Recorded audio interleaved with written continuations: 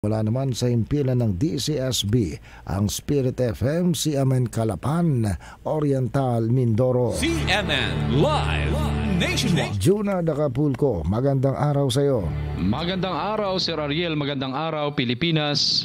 Ang Digital Literacy Program para sa mga bilanggo o persons deprived of liberty sa Mindoro ay napili bilang isang kampyon na proyekto sa 2025 World Summit on Information Society na nagpakita ng mga makabagong sistema sa rehabilitasyon ng mga bilanggo sa pamamagitan ng education technology.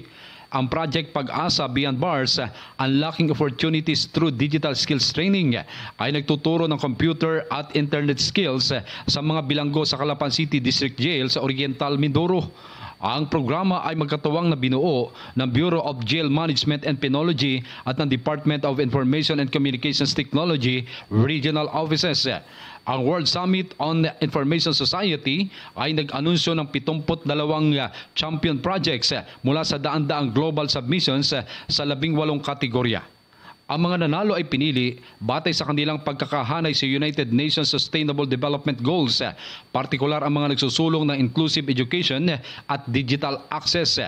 Tinutugunan ng programa ang isang kritikal na pangangailangan sa bansa kung saan ang limitadong digital literacy ay maaaring makahadlang sa kakayahan ng mga dating bilanggo na makahanap ng trabaho at matagumpay na muling makabalik sa mainstream society matapos na mapalaya.